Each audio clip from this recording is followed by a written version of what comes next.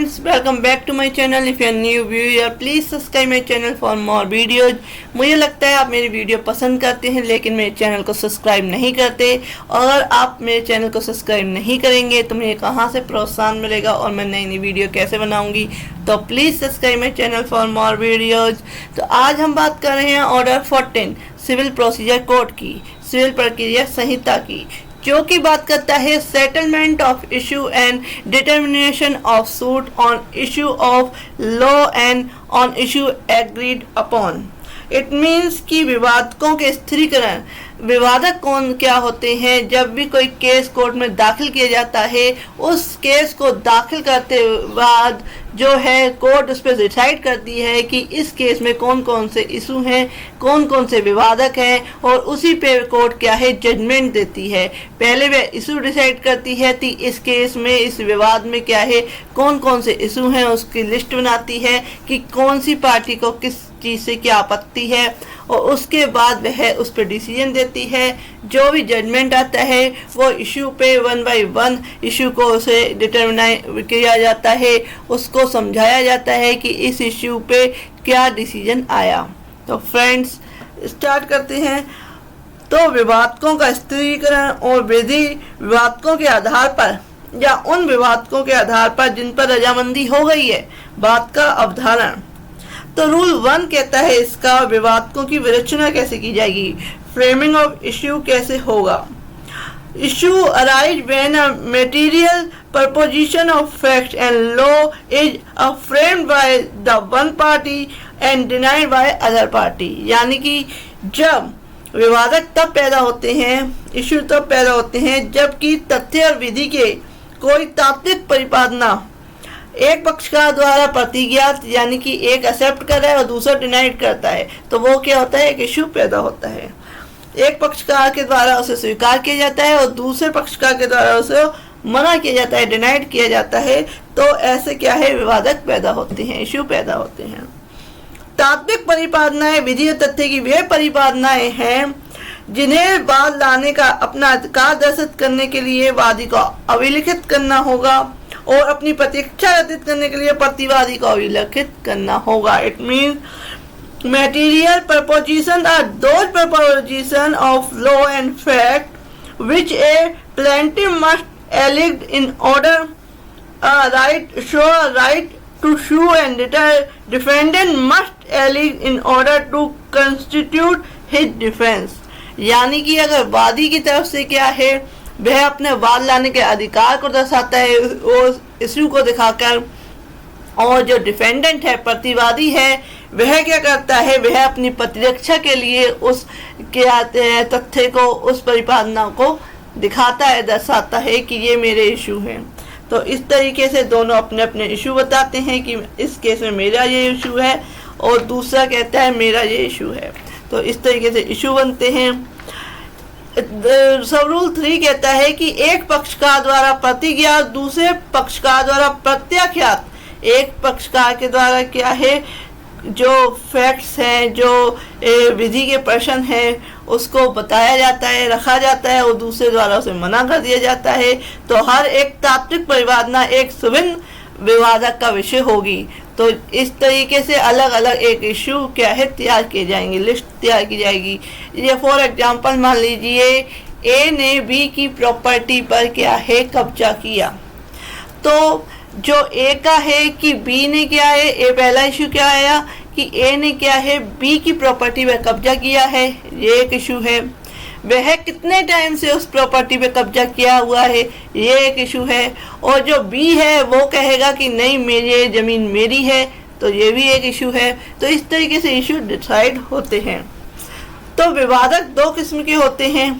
Issue are of 2 kinds, issue of facts तथ्य विवादक और विधि के विवादक। तो 2 तरह के क्या होते हैं, इशू होते हैं।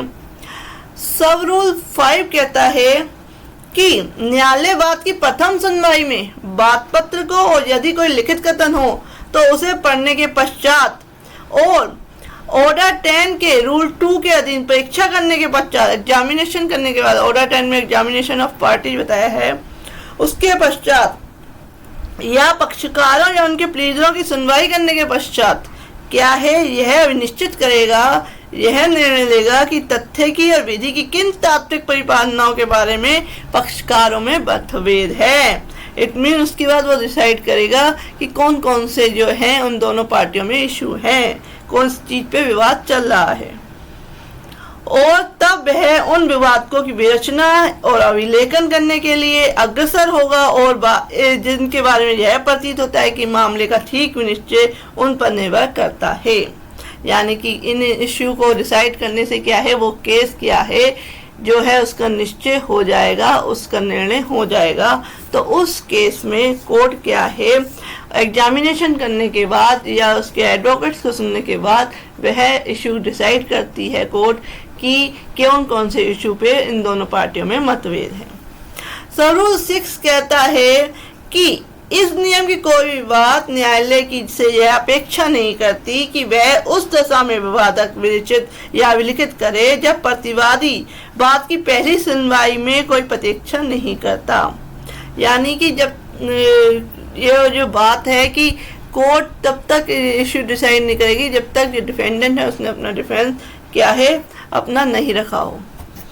नेक्स्ट आते हैं रूल 2। रूल 2 क्या कहता है? रूल 2 कहता है कि न्यायालय द्वारा सभी विवादों पर निर्णय सुनाया जाना। Court to pronounce judgment on all issue. मैंने आपको पहले ही बताया वीडियो के कि जो केस डिसाइड होता है वो इशू पे डिसाइड होता है और कोर्ट को जो जजमेंट देना होता है वो प्रत्येक जो इशू उसने डिसाइड किया होता है। जैसे कि एक केस में 10 इशू हैं तो 10 इशू पे उसे जजमेंट देना होता है। तो इसमें रूल 2 में यही बात लिखी हुई है कि इस बात के होते हुए भी कि बात का निपटारा प्रारंभिक विवाद पर किया जा सकेगा कि जो पहला वाला इशू है उसको डिसाइड करके ही कोर्ट केस का जजमेंट कर सकती है, लेकिन न्यायालय उपनियम 2 के उपबंधों के अधीन रहते हुए सभी विवादों पर निर्णय सुनाएगा। तो कोर्ट क्या है, nothing notwithstanding that a case may be disposed of on a preliminary issue, the court shall, subject to the provisions of sub rule 2, pronounce judgment on all issue। तो सब इशू पे क्या है, कोर्ट क्या है judgement सुनाएगा, चाहे पहले इशू से ही कोर्ट केस डिसाइड होता हो, लेकिन उसे सारे इशू पे अपना जजमेंट लिखना होगा 1 by 1। नेक्स्ट आते हैं जहां विधि विवादक और तथ्य विवादक दोनों एक ही बात में पैदा हुए हैं और न्यायालय की यह राय है कि मामले या उसके किसी भाग का निपटारा केवल विधि विवाद के आधार पर किया जा सकता है, वहां वह विवादक न्यायालय की अधिकारता और तत्समय प्रवृत्त किसी अन्य विधि द्वारा वाद के वर्जन से संबंधित है, तो वह पहले उस विवादक का विचारण करेगा और इस प्रयोजन के लिए यदि वह ठीक समझे तो वह अन्य विवादों का निपटारा तब तक के लिए मुलतवी कर देगा जब तक कि उस विवादक का अवधारण ना कर दिया गया हो और उस बात की कार्रवाई उस विवादक के मिनिस्टर के अनुसार कर सकेगा। तो ये कर सकता है कोर्ट। नेक्स्ट हम आते हैं कि रूल 3। रूल 3 कहता है कि वह सामग्री जिससे विवादों की विरचना की जाएगी। तो कौन कौन सी सामग्री ली जाएगी, कौन कौन सी, जैसे कोई रेसिपी बनाने के लिए क्या है सामग्री ली जाती है, ऐसे ही इशू फ्रेम करने के लिए क्या है कोर्ट क्या क्या सामग्री लेगी, क्या क्या मटेरियल्स लेगी, तो इसके बारे में बात करता है रूल 3। रूल 3 कहता है कि मटेरियल्स फ्रॉम विच इशू में बी फ्रेम्ड। न्यायालय निम्नलिखित सभी सामग्री से या उनमें से किसी भी विवाद को विवेचना कर सकेगा। The court may frame the issue from all or any of following materials। किन किन सामग्री से करेगा?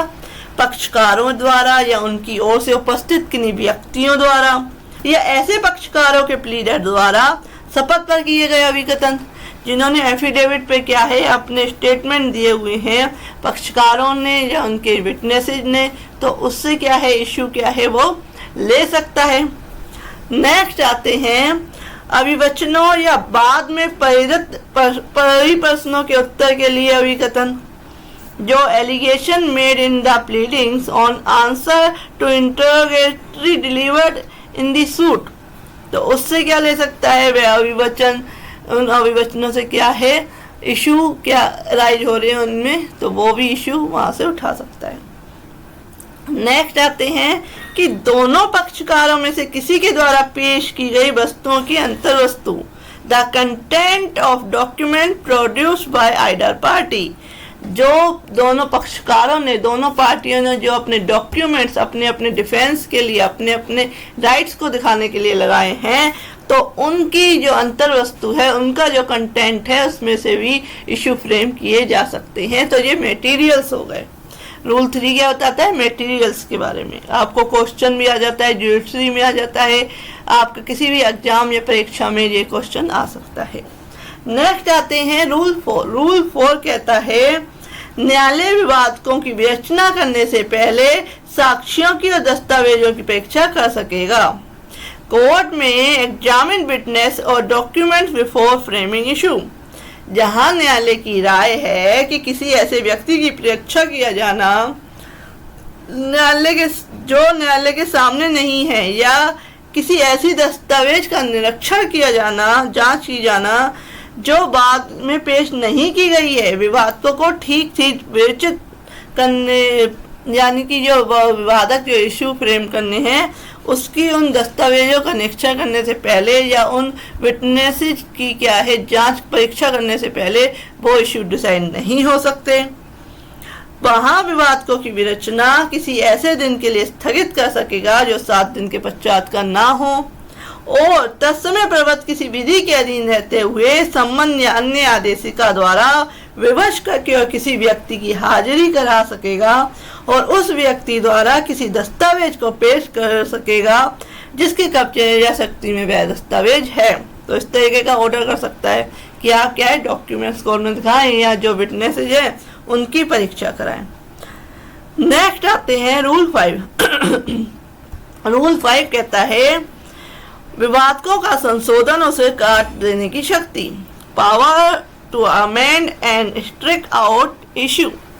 यानी कि न्यायालय डिक्री पारित करने से पूर्व किसी भी समय ऐसे निबंधनों, ऐसे शर्तों पर जो वह ठीक समझे विवादकों में संशोधन कर सकेगा, अमेंडमेंट कर सकेगा और अतिरिक्त विवादकों की विवेचना कर सकेगा या कोई अदर इशू फ्रेम कर सकेगा।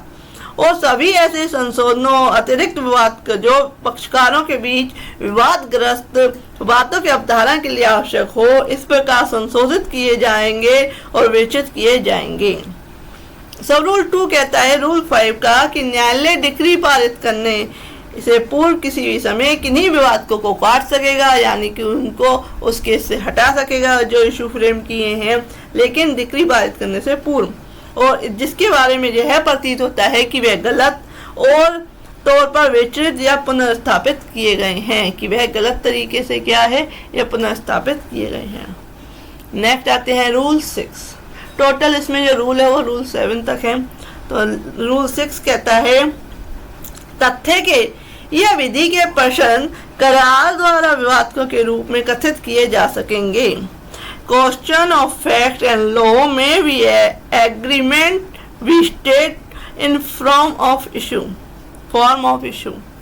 जहां बात के पक्षकार तथ्य के या किसी विधि के ऐसे प्रश्न के बारे में रजामंद हो गए हैं जो उनके बीच विनिश्चित किया जाना है, वहां वे उसका विवादक के रूप में कथन कर सकेंगे और लिखित कथन रूप से यह करार कर सकेंगे कि ऐसे विवादक पर न्यायालय के सकारात्मक या नकारात्मक निष्कर्ष पर ऐसी धनराशि जो करार में विनिर्दिष्ट है न्यायालय द्वारा या ऐसी रीति से जो न्यायालय निर्देश करे अविनिश्चित की जानी है, पक्षकारों में से एक द्वारा उनमें से दूसरे को संदत की जाएगी और उनमें से एक पक्षकार ऐसे किसी अधिकार का हकदार या ऐसे किसी दायित्व के अधीन घोषित किया जाएगा जो करार में निर्दिष्ट है।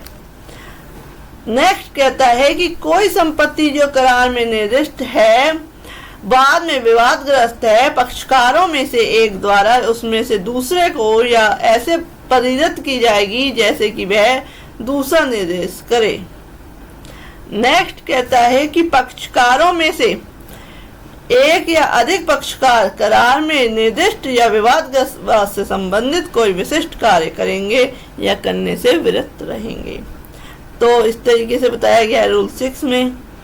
नेक्स्ट आते हैं लास्ट रूल, रूल 7, ऑर्डर 14 का रूल 7 कहता है कि यदि न्यायालय का यह समाधान हो जाता है कि करार का निष्पादन सद्भावना पूर्वक किया हुआ था तो वह निर्णय सुना सकेगा। जहां न्यायालय को ऐसी जांच करने के पश्चात जो वह उचित समझे यह समाधान हो जाता है कि करार पक्षकारों द्वारा सम्यक रूप से निष्पादित किया गया था, पूर्वक प्रश्न के निश्चय में यह सार्वहित है और वह इस योग्य है कि उसका विचारण और विनिश्चय किया जाए, वहां वह उस विवादक को अभिलिखित करने उसका विचारण करने के लिए अग्रसर होगा और उस पर अपने निष्कर्ष या निश्चय का उसी रीति से कथन करेगा मानो उस विवादक की विवेचना न्यायालय द्वारा की गई हो, और ऐसे विवादक के निष्कर्ष और निश्चय के आधार पर वह करार के निबंधनों शर्तों के अनुसार निर्णय सुनाएगा और इस प्रकार